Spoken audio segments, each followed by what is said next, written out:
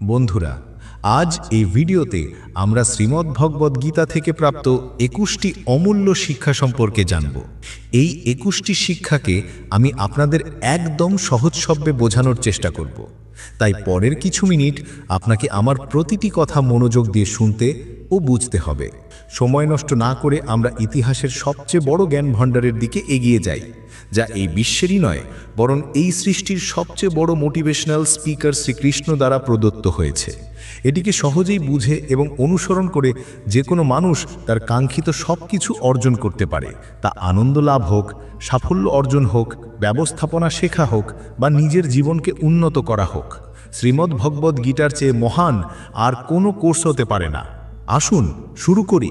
আমি চেষ্টা করব আপনাকে সহজতম শব্দে যে কোনো উপায়ে এই 21টি শিক্ষা ভালোভাবে বোঝাতে।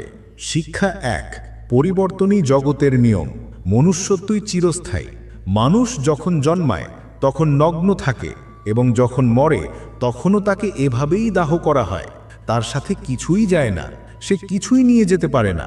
জীবনে যা কিছু আপনি এখানে আসার পর পেয়েছেন তা আপনার আসার আগে অন্য কারো ছিল, আর যখন আপনি এখান থেকে চলে যাবেন তখন তা অন্য কারো হয়ে যাবে। যে অর্থ আপনার কাছে আছে, আজ যে নাম আপনার কাছে, যে অবস্থানে আপনি আছেন, সেই অবস্থানে আপনার আগে অন্য কেউ ছিল। আজ যদিও আপনি সেখানে আছেন, কিন্তু কাল অন্য কেউ আপনাকে সরিয়ে দেবে, আর এটাই সৃষ্টির নিয়ম। এবং শ্রীমদ্ভগবদ্গীতার সেই সবচেয়ে বড় শিক্ষা যা আজ প্রতিটি পৃথিবীবাসীর বোঝা উচিত। যদি পরিবর্তনই এই পৃথিবীর নিয়ম হয়, তাহলে এমন কি আছে যা সর্বদা থাকে? কোনো কিছু তো থাকবে যা আপনার চলে যাওয়ার পরেও এই পৃথিবীতে থাকবে। তা হলো মানুষের মনুষ্যত্ব। সবার আগে একজন ভালো মানুষ হন। প্রতিটি মানুষ সেই পরমাত্মার অংশ এবং আমাদের দায়িত্ব সেই পরমাত্মার সাথে যুক্ত। আমাদের আত্মা কখনো ভুল হতে পারে না, কিন্তু আমরা শরীরের সুখের জন্য ভুল কাজে লিপ্ত হয়ে পড়ি এবং তার ফলও খারাপ হয়। যাই হোক, আজ আমাদের কাছে যা কিছু আছে তা আমাদের ভালোবাসা হোক, কোনো সম্পর্ক হোক, অর্থ হোক বা নাম, তা আমাদের থেকে একদিন না একদিন অবশ্যই ছিনিয়ে নেওয়া হবে, অবশ্যই দূরে চলে যাবে। আর এটাই এই সৃষ্টির নিয়ম। যা যা গতকাল অন্য কারো ছিল তা আজ আপনার, কিন্তু আজ যা আপনার তা আগামীতে অন্য কারো হয়ে যাবে। শিক্ষা 2, কর্ম করা আমাদের জীবনের অবিচ্ছেদ্য অংশ। আপনি কোনো অবস্থাতেই কর্ম না করে এবং তার ফল ভোগ না করে থাকতে পারবেন না। এমনটা হতেই পারে না যে মানুষের শরীর 1 সেকেন্ডের জন্য কর্ম না করে থাকতে পারে। এমনটা হতেই পারে না যে এই সৃষ্টির একটি কণাও 1 সেকেন্ডের জন্য কোনো কর্ম ছাড়া থাকতে পারে। কর্ম করা আমাদের জীবনের অবিচ্ছেদ্য অংশ। আমরা যদি ঘুমিয়েও থাকি, আমাদের মস্তিষ্ক থেমে থাকে না। আমরা স্বপ্ন দেখি, শ্বাস নিই, আমাদের শরীরের প্রতিটি অঙ্গে কোটি কোটি ক্ষুদ্র কণা তাদের কাজ করে চলেছে। আমরা কর্ম করা থেকে কখনো বাঁচতে পারি না। আর ঈশ্বর এও বলেন যে আমাদের কোনো কর্মে আবদ্ধ থাকা উচিত নয়। বিভ্রান্ত হয়ে গেলেন, তাই না? আমরা না তো কোনো মুহূর্তে কোনো কাজ না করে থাকতে পারি, আর না তো আমাদের কর্মে আবদ্ধ থাকা উচিত। এর অর্থ এই যে আমরা যা কিছু করি তা এই ভেবে করা উচিত যে আমি কর্তা নই, বরং কর্তা সেই পরমাত্মা ঈশ্বর। আমি কেবল একটি মাধ্যম মাত্র সেই কাজ করার জন্য। এই কাজ আমি করছি না, বরং এই কাজ আমার দ্বারা হচ্ছে, আমার দ্বারা করানো হচ্ছে। আর যখন আমাদের ভাবনা এই স্তরের হবে, তখন আমরা কখনো কোনো দুঃখ পাব না, আমাদের কখনো অনুশোচনা হবে না, আমাদের কখনো অহংকার হবে না। শিক্ষা 3, আত্মমর্যাদা নিয়ে বাঁচুন। অন্যের দাসত্ব করে খুশি থাকার চেয়ে স্বাধীনভাবে নিজের দুঃখের মুখোমুখি হওয়া উচিত। যদিও আপনার জীবনে যত কষ্টই আসুক না কেন, যদি আপনি স্বাধীন হন তবে আপনিই প্রকৃত মানুষ। শ্রীমদ্ভগবদ্গীতায় দাসত্বকে মৃত্যু থেকেও খারাপ বলা হয়েছে। মানুষ কিসের কিসের দাস নয়, সে তার মন, তার চিন্তাভাবনার দাস। আজ আমরা এই স্মার্টফোনের অধীনে কাজ করছি বা কারো দাস হয়ে কাজ করছি। অন্যের সাহায্য নেওয়া এবং অন্যের দাস হওয়া, এর মাঝে একটি সূক্ষ্ম রেখা আছে, আর এই রেখা অতিক্রম করলেই আপনি কারো দাস হয়ে যান। সেই রেখাটি হলো আত্মমর্যাদা বা সেলফ রেসপেক্ট। যতক্ষণ মানুষ নিজের আত্মমর্যাদা বজায় রেখে কোনো কাজ করে, ততক্ষণ সে স্বাধীন থাকে। কিন্তু যখন সে কারো কাছে এত নিচে নেমে যায় যে তার আত্মমর্যাদা শেষ হতে থাকে, তখন তার জীবন সমস্যায় ভরে যায় এবং সে দাস হয়ে যায়। অন্যের দাসত্ব করে খুশি থাকার চেয়ে স্বাধীনভাবে নিজের সমস্যার মোকাবিলা করা ভালো। শিক্ষা 4, কামনা, ক্রোধ এবং লোভ এই 3টি নরকের দ্বার। কামনা অর্থাৎ ডিজায়ার। কোনো উদ্দেশ্য ছাড়া আমরা জীবনযাপন করতে পারি না, আর উদ্দেশ্য পূরণের জন্য আমাদের মনে আকাঙ্ক্ষা থাকা খুবই জরুরি। কিন্তু যখন সেই উদ্দেশ্য কেবল নিজের মধ্যে সীমাবদ্ধ হয়ে যাবে এবং আপনার কোনো পার্থক্য পড়বে না যে আপনার আকাঙ্ক্ষার কারণে অন্যের কত ক্ষতি হচ্ছে, তখন সেই আকাঙ্ক্ষা অনেক দুঃখ দেবে, কারণ কখনো না কখনো আপনাকে তার খারাপ পরিণামের মুখোমুখি হতে হবে। ক্রোধ অর্থাৎ অ্যাঙ্গার। ক্রোধ সম্পর্কে কি বলবো? ক্রোধ আমাদের দুর্বলতার সবচেয়ে বড় প্রমাণ। যে ব্যক্তি খুব বেশি রাগ করে সে খুব দুর্বল হয়। ঠিক আছে, যদি কারো ভালোর জন্য আপনি রাগের অভিনয় করেন তাহলে তা বোঝা যায়, কিন্তু এমন কথা যে রক্তচাপ বেড়ে গেল, চোখ লাল হয়ে গেল, ঘাম এসে গেল, পুরো নিয়ন্ত্রণের বাইরে চলে গেলেন। লোভ অর্থাৎ গ্রিড। লোভ সম্পর্কে আপনি সেই সোনার মুরগির গল্প নিশ্চয়ই শুনেছেন, যা প্রতিদিন একটি সোনার ডিম দিত। কিন্তু একদিন তার মালিকের মনে লোভ জন্মালো যে এ তো রোজ একটা করে ডিম দিচ্ছে, এর পেটে জানি না কত ডিম আছে, আমি প্রতিদিন এভাবে অপেক্ষা করতে পারবো না। আজ আমি এই মুরগির পেট কেটে সব ডিম বের করে নেব। আর শেষ পর্যন্ত কি হলো? মুরগি মরে গেল। তাকে পরের দিন থেকে কিছুই পেল না। যতটা সে পাচ্ছিল তার লোভের কারণে সেটাও তার হাত থেকে চলে গেল। কামনা, ক্রোধ এবং লোভ এই তিনটি নরকের দ্বার, এবং মৃত্যুর পরের নরকের কথা বলছি না। নরক সদৃশ জীবনযাপন করা মরে নরকে যাওয়ার চেয়েও খারাপ। শিক্ষা 5। পৃথিবীতে কোনো কিছুই কারণ ছাড়া ঘটে না। একবার পুরনো সময়ে এক গ্রামে এক গরিব মহিলা বাস করতেন। তার যখন সন্তান হয় তখন সে সম্পূর্ণ সুস্থ ছিল, কিন্তু একবার একটি ঘটনার কারণে সেই শিশুর হাতের একটি আঙুল কেটে যায়। তিনি খুব দুঃখিত হন যে তার সন্তানের সাথে এমনটা ঘটল, এবং তিনি সর্বদা এই কারণে ঈশ্বরকে দোষ দিতেন যে ঈশ্বর হয়তো তার প্রতি কোনো শত্রুতা ছিল, যার কারণে তার সন্তানের আঙুল কেটে গেল। সময় পেরিয়ে যায়। সেই গ্রামে একদিন সাধুর বেশে এক মায়াবী রাক্ষস আসে। সেই রাক্ষস নিজের শক্তি বাড়ানোর জন্য অনেক শিশুর বলি দিত। সে এই শিশুটিকেও ধরে নিয়ে যায়, কিন্তু যেই সে তার বলি দিতে যায় তার গুরুর শর্ত মনে পড়ে যায় যে যেই শিশুর বলি দেবে তার সমস্ত অঙ্গ সঠিক ও অক্ষত থাকতে হবে, এবং তাকে বাধ্য হয়ে সেই শিশুটিকে জীবিত ছেড়ে দিতে হয়। সেই দিন তার মা উপলব্ধি করেন, এবং যা এই ভিডিওর আমাদের প্রথম শিক্ষাও বটে, যে এই পৃথিবীতে যা কিছু ঘটে তা ভালো হোক বা খারাপ হোক, তা কখনো কোনো কারণ ছাড়া ঘটে না। শিক্ষা 6। আপনি যা তা আপনার চিন্তার ফল। এই ভিডিওর শিক্ষা 6 হলো, আজ আপনি আপনার জীবনে যা কিছু আছেন তা কেবল এবং কেবল আপনার চিন্তা ভাবনার কারণে। আজ যদি কোনো মানুষ কোনো স্তরে থাকে, তা সেই স্তর উপরে হোক বা নিচে, তা কেবল এবং কেবল সেই ব্যক্তির চিন্তা ভাবনার কারণে, কেবল এবং কেবল আপনার নিজের আত্মবিশ্বাস, সেলফ বিলিফের কারণে। যদি একজন ভিখারি উন্নতি করতে চায় এবং যদি সে চায়, তবে সে ধনী হতে পারে। পৃথিবীর কোনো মানুষের এত সাহস নেই যে তাকে ধনী হওয়া থেকে আটকাতে পারে। আর যদি একজন ধনী ধ্বংস হতে চায়, সেটাও সহজ। যদি কেউ ক্রিকেটের ঈশ্বর হন, তবে তা কেবল এবং কেবল তার চিন্তা ভাবনার কারণে। যদি কোনো ক্রীড়াবিদ কোনো প্রতিযোগিতায় সোনার পদক নিয়ে আসে, তবে তা কেবল এবং কেবল তার শক্তিশালী চিন্তাভাবনা প্রক্রিয়ার কারণে। কোনো কাজকে বাস্তবে অর্থাৎ দৃশ্যত সম্পূর্ণ করতে অনেক সময় লাগতে পারে। 10 বছর, 500 বছর, এমনকি পুরো জীবনও কেটে যেতে পারে। কিন্তু এত বছর ধরে যদি আপনি আপনার পথ থেকে সরে না যান, তবে তা কেবল এবং কেবল আপনার চিন্তাভাবনার কারণে। যদি আপনি আপনার মনে কোনো লক্ষ্য জিতে নেন, তবে তাকে বাস্তবে জয় করা কেবল একটি আনুষ্ঠানিকতা মাত্র। শিক্ষা 7। প্রশান্তি আসে বুদ্ধি ও আত্মার ঐক্যে। শ্রীমদ্ভগবদ্গীতা থেকে প্রাপ্ত এবং এই ভিডিওর 7ম শিক্ষা হল, এই পৃথিবীতে সবচেয়ে শান্ত মানুষ কেবল সে যার বুদ্ধি ও আত্মা উভয়ই এক পক্ষে থাকে, যাদের মস্তিষ্ক ও হৃদয় একদিকে থাকে। শুনতে অদ্ভুত লাগছে, তাই না? সেই মানুষ কখনো সুখী থাকতে পারে না যার চিন্তাভাবনায় অনেক আকাঙ্ক্ষা থাকে। আর যখন আকাঙ্ক্ষা পূরণ হয় না, তখন সেই ব্যক্তির মধ্যে ক্রোধ জন্ম নিতে শুরু করে যে আমার এই কাজ কেন হচ্ছে না। যদি আপনি নিজেকে নিয়ন্ত্রণে রেখে তা করতে পারেন যা আপনি করতে চান, এবং যা সত্যিই সঠিক এবং আপনাকে সন্তুষ্টি দেয়, এবং যা আসলে আপনার করা উচিত, তবে আপনাকে সুখী থাকা থেকে কেউ আটকাতে পারবে না। আমাদের মনের অশান্ত থাকার সবচেয়ে বড় কারণ এটাই যে আমরা অনেক আকাঙ্ক্ষার পূরণের শর্তে সুখকে এক কোণে বেঁধে রেখেছি। সুখ কি? It's a state of mind. সুখ একটি মানসিক অবস্থা। তাই বলা হয়, আপনার যা মন চায় তাই করুন। যদি আপনার মন চায় যে খোলা আকাশে উড়ে বেড়াতে, তবে উড়ুন। আপনার চিন্তাভাবনাকে আপনার হৃদয়ের সাথে একমত রাখুন। শিক্ষা 8।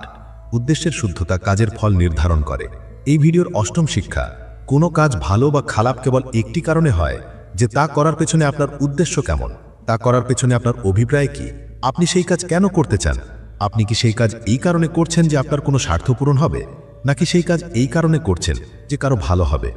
কাজ যদিও একই হোক, কিন্তু তার ফল নির্ভর করে এই বিষয়ের উপর যে আপনার উদ্দেশ্য সঠিক নাকি খারাপ। মহাভারতের যুদ্ধে পাণ্ডবরাও যুদ্ধ করছিলেন এবং কৌরবরাও যুদ্ধ করছিলেন, কিন্তু দুজনের উদ্দেশ্য সম্পূর্ণ বিপরীত ছিল। পাণ্ডবেরা ধর্মযুদ্ধ করছিলেন এবং কৌরবেরা অধর্মের জন্য। দুজনেই একই ময়দানে এবং দুজনেই তাদের পূর্ণ শক্তি দিয়ে একে অপরের সাথে যুদ্ধ করছেন। কাজ এক হওয়ার পরেও, পরিশ্রম এক হওয়ার পরেও কৌরবেরা হেরে গেলেন এবং পাণ্ডবেরা জিতে গেলেন। কারণ ছিল উদ্দেশ্য, ইন্টেনশন। একজনের উদ্দেশ্য সঠিক ছিল, আরেকজনের ভুল। শিক্ষা নয়, সত্য ও কল্যাণ কখনো গোপন থাকে না। এই ভিডিওর নবম শিক্ষা, সত্য ও কল্যাণকে কখনো পরাজিত করা যায় না এবং কখনো লুকোনো যায় না। তাই সত্য বলতে এবং ভালো কাজ করতে কখনো ভয় পাবেন না। এই বিষয়ে ভগবান বুদ্ধও বলেন যে সত্য সূর্যকে বেশি দিন লুকিয়ে রাখা যায় না, সত্য চাঁদকে বেশি দিন লুকিয়ে রাখা যায় না। একটি নির্দিষ্ট সময়ে তাদের পৃথিবীর সামনে আসতেই হয়। আপনি তাদের সামনে আসা থেকে আটকাতে পারবেন না।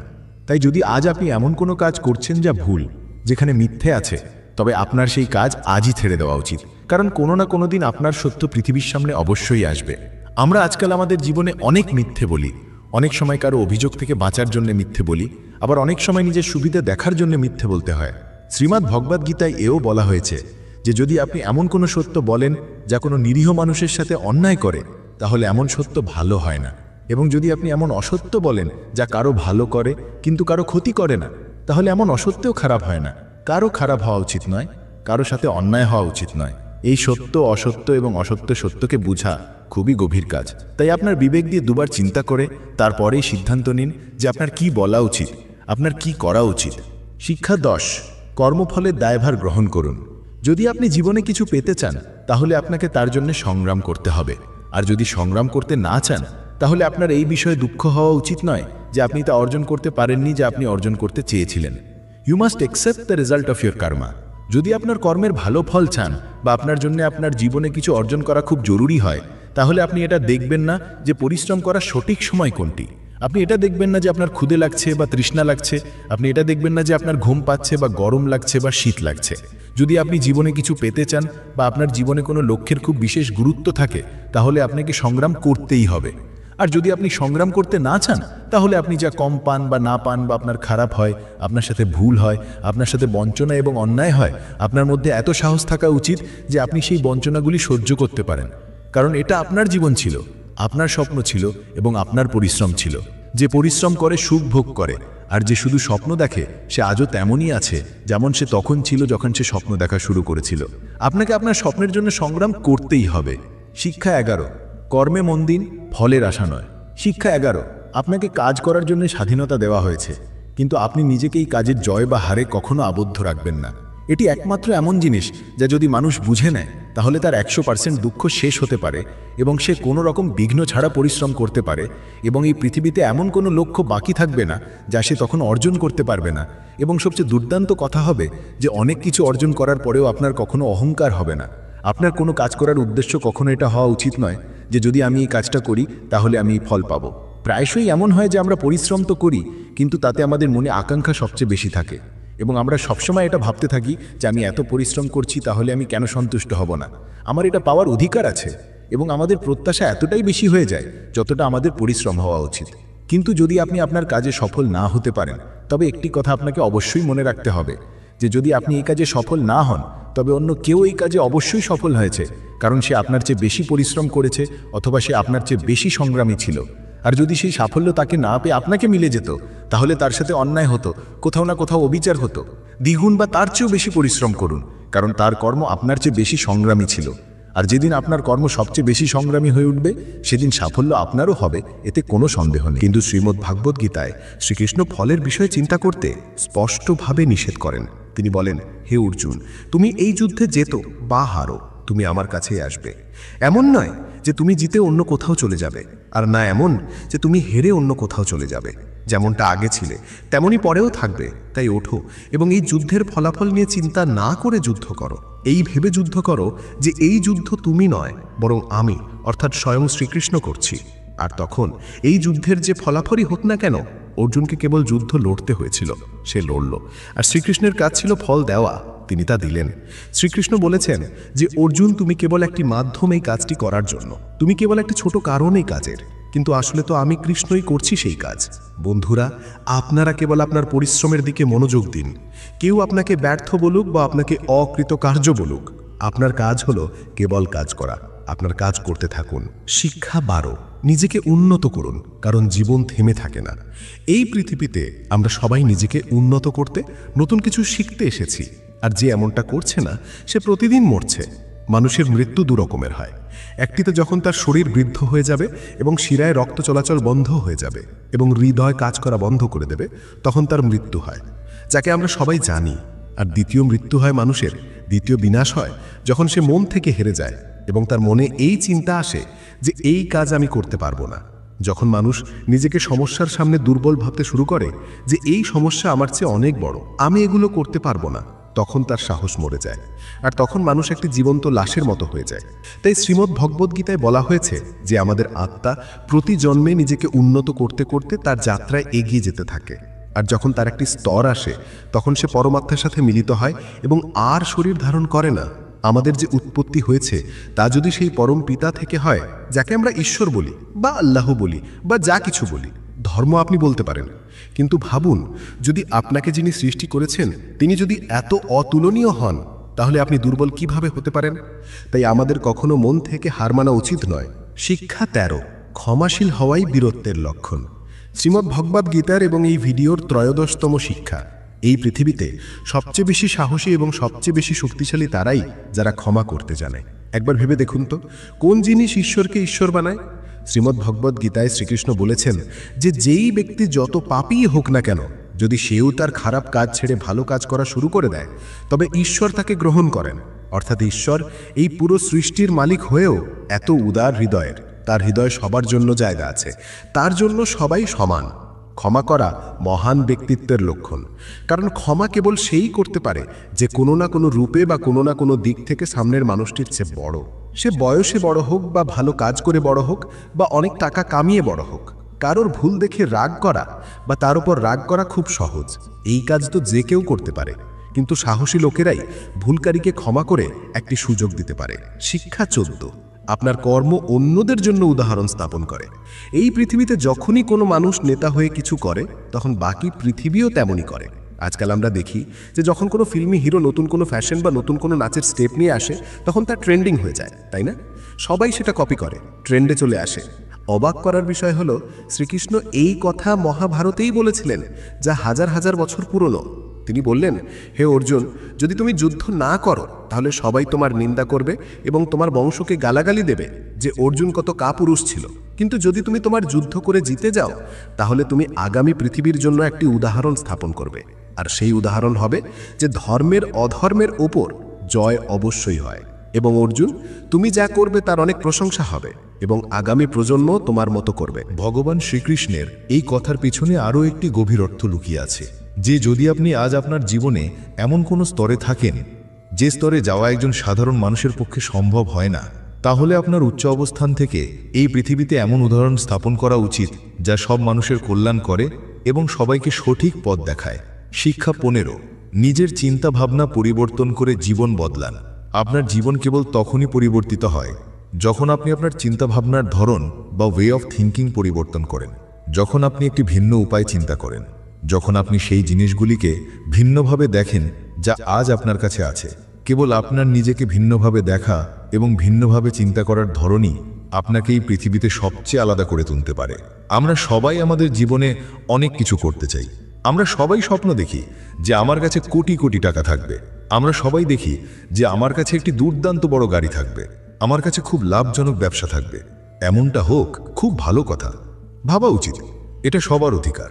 যদি আপনি একটি ভালো কল্পনা করতে পারেন, তবে এটা এই কথার একটি বড় প্রমাণ যে আপনি জীবিত আছেন এবং আপনার জীবন যাপন করছেন।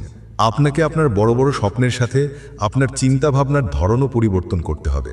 যদি আপনি তা অর্জন করতে চান যা আপনি আজ পর্যন্ত অর্জন করতে পারেননি, তবে আপনাকে এমন কিছু করতে হবে যা আপনি আজ পর্যন্ত করেননি। আর যদি আপনি তেমনই ভাবতে থাকেন এবং তেমনই করতে থাকেন যেমনটা আপনি আজ পর্যন্ত করেছেন, তাহলে আপনি এবারও তাই পাবেন যা আপনি আজ পর্যন্ত পেয়েছেন। শব্দে নয়, অনুভূতিতে বুঝুন, কিছু আলাদা পাওয়ার জন্য কিছু আলাদা করতে হয়। আপনার চিন্তাভাবনার একটি ভিন্ন দৃষ্টিভঙ্গি, আপনার পরিস্থিতি দেখার একটি ভিন্ন দৃষ্টিভঙ্গি এবং আপনার কাজ করার একটি ভিন্ন অনন্য উপায়ে আপনাকে একটি ভিন্ন অনন্য এবং মহান মানুষ করে তুলতে পারে।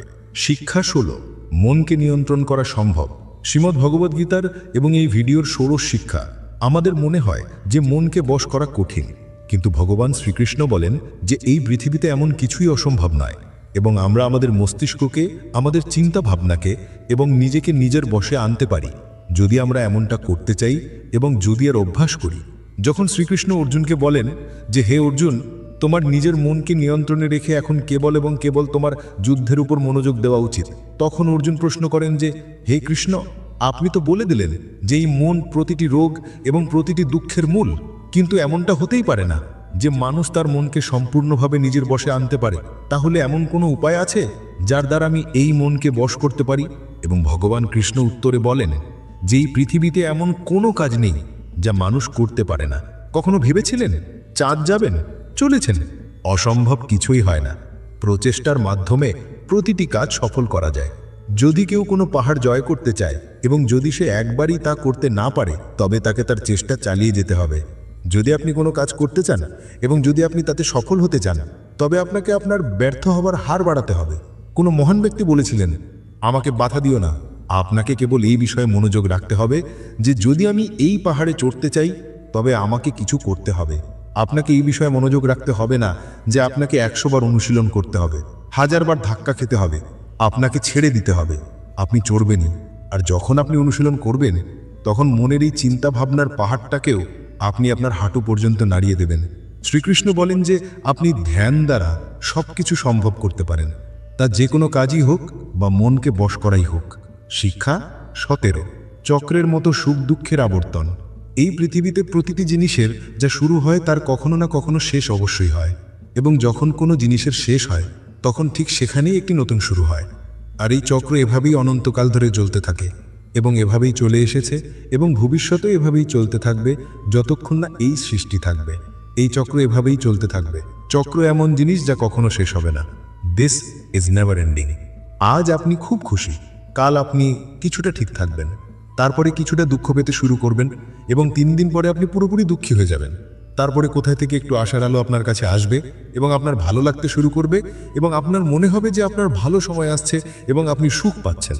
একটি নির্দিষ্ট সময় আপনার সেই আনন্দ টপে থাকবে, কিন্তু বন্ধু, সেখানেও আপনি কিছুক্ষণের জন্য থামবেন।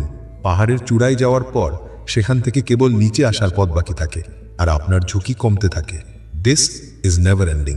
আবার আপনি নিচে যাবেন, আবার আপনি শিখবেন। প্রতিটি জিনিস যার শুরু হয় তার শেষ হওয়া নিশ্চিত, তা আমাদের শরীরই কেন না হোক। এবং প্রতিটি জিনিস যা শেষ হয় তার কখনো না কখনো শুরু অবশ্যই হয়, তা আশাই কেন না হোক। যে দুঃখের মুহূর্ত বা যে সুখের মুহূর্ত আপনি অনুভব করছেন তা গণিতের ধ্রুবক নয়, বরং তারা পরিবর্তনশীল, ভ্যারিয়েবল। তাদের বৈশিষ্ট্যই হলো পরিবর্তন হওয়া এবং তারা তাদের বৈশিষ্ট্য ছাড়ে না। তাই সুখ এবং দুঃখের অনুভূতির চক্রে জড়িয়ে পড়বেন না এবং সর্বদা শান্ত থাকার চেষ্টা করুন, তা যত সুখী হোক বা যত দুঃখী হোক। শিক্ষা 18, আত্মা বুদ্ধির চেয়েও শ্রেষ্ঠ। এই ভিডিওর এবং শ্রীমদ্ ভগবদ্গীতার 18তম শিক্ষা। আমাদের শরীরের থেকে বড় আমাদের ইন্দ্রিয় হয়, আমাদের ইন্দ্রিয় থেকে বড় আমাদের চিন্তা ভাবনা হয়, আমাদের চিন্তা ভাবনার থেকে বড় আমাদের বুদ্ধিমত্তা হয়। আর যা বুদ্ধিমত্তা থেকেও ওপরে, যা আমাদের বুদ্ধি থেকেও ওপরে, তাকে বলে আত্মা। এই শিক্ষাটি কিছুটা বিশেষ মনে হয়, কিন্তু আমি আপনাকে এমনভাবে বোঝানোর চেষ্টা করব যাতে আপনি এটি বুঝতে পারেন এবং আপনার আজকের জীবনে এটি প্রয়োগ করতে পারেন। শ্রীকৃষ্ণ শ্রীমদ্ ভগবদ্গীতায় বলেন যে আমাদের শরীরই সবচেয়ে নিচু। যে কেবল নিজের শরীর সম্পর্কে এবং তার ইন্দ্রিয় সুখ সম্পর্কে চিন্তা করে, তার স্তর সবচেয়ে নিচে থাকে। তার থেকে উপরে উঠে যদি কোনো মানুষ তার চিন্তাভাবনায় বাঁচে, তবে সেখান থেকে সম্ভাবনা থাকে যে সে এমন কিছু ভাববে যা তার জীবনকে সম্পূর্ণরূপে বদলে দেবে, বা কোনো বড় কাজ করার কথা ভাববে।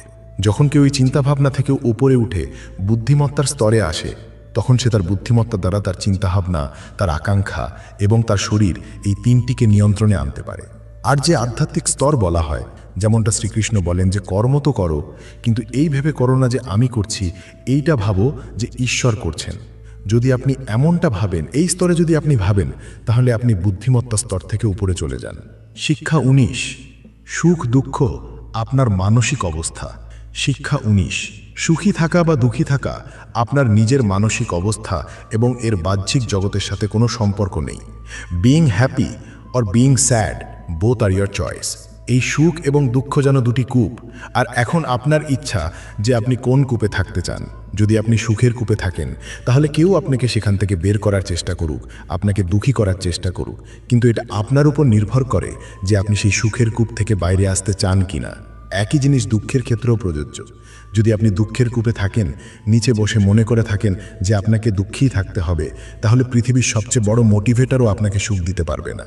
সুখী থাকা বা দুঃখী থাকা দুটোই আপনার পছন্দ। আপনি যেমন থাকতে চান সেটা আপনার ইচ্ছা। শিক্ষা 20, মন আপনার শ্রেষ্ঠ বন্ধু বা শত্রু। এই পৃথিবীতে আমাদের সবচেয়ে বড় শত্রু আমাদের মন। যদি আমরা তাকে বশে না রাখতে পারি তাহলে একবার ভাবুন তো, প্রতিটি মানুষ কেন পরিশ্রম করতে পারে না, প্রতিটি মানুষ কেন সুখী থাকতে পারে না, প্রতিটি মানুষ কেন সাফল্য অর্জন করতে পারে না? কারণ প্রতিটি মানুষ তার মনকে নিয়ন্ত্রণে রাখতে পারে না। এই মন আমাদের সবচেয়ে বড় শত্রু। যদি এটি আমাদের নিয়ন্ত্রণের বাইরে চলে যায় তবে এটি এমন একটি পাখি যাকে ধরতে ভালো ভালো লোকেরও ঘাম ছুটে যায়। যদি আমরা চাই তবে আমরা আমাদের মনকে আমাদের সবচেয়ে বড় বন্ধুতে পরিণত করতে পারি। আমরা আমাদের মনকে নিয়ন্ত্রণে রেখে সেই সমস্ত কাজগুলো ভালোভাবে করতে পারি যা করতে আমাদের মজা আসে না, কিন্তু যা আমাদের জন্য জরুরি। হ্যাঁ, আমি আত্মশিশ্লেষণের কথা বলছি। যদি আমরা আত্মশৃঙ্খলাবদ্ধ থাকি তবে এই পৃথিবীতে আমাদের জন্য যে কোনো কিছু অর্জন করা সম্ভব। শিক্ষা 21, জীবন বর্তমানেই আছে। এই ভিডিওর শেষ এবং 21তম শিক্ষা, জীবন না তো অতীতে আছে আর না ভবিষ্যতে। যদি জীবন থাকে তবে তা কেবল বর্তমানে আছে। আমরা অতীতকে মনে করতে পারি এবং তাতে করা কর্মের ফল ভোগ করতে পারি। এমনকি আজকের তারিখেও যে কাজ করছি তার ফলশ্রুতি ভবিষ্যতে আমাদের সামনে এসে দাঁড়াবে। তাই আমাদের উদ্দেশ্য হওয়া উচিত যে আমরা আজ আমাদের বর্তমানে আমাদের কাজে মন দেব। কারণ আজ আমরা যেই কাজই করি তা একটা বীজের মতো হয় এবং এই কর্মের বীজটি অবশ্যই অঙ্কুরিত হয়। এখন নির্ভর করে যে সেই বীজ কেমন, সেই অনুযায়ী কখনো কখনো তাড়াতাড়ি এবং কখনো কখনো একটু দেরিতে তার ফল অবশ্যই আসে, কিন্তু বীজ থেকে গাছ অবশ্যই হয়। নাম দিয়ে কোনো মানুষ ভালো বা খারাপ হয় না, বরং তার কাজ দিয়ে হয়। তার কর্মই তাকে ভালো বা খারাপ করে তোলে। এবং যেহেতু মানুষের পরিচয় নাম দিয়ে নয়, তার কাজ দিয়ে হয়, তাই মানুষকে সর্বদা বড় কাজ করা উচিত। আশা করি এই ভিডিওটি আপনার পছন্দ হয়েছে এবং আপনার জীবনকে উন্নত করতে এর কিছুটা হলেও ভূমিকা থাকবে। পরিশ্রম করতে থাকুন এবং এগিয়ে যান, এবং একটা সময় পর কেবল আপনারই নয় বরং বিশ্বের দরবারে দেশের নামও উজ্জ্বল করুন। জয় হিন্দ, বন্দে মাতরম।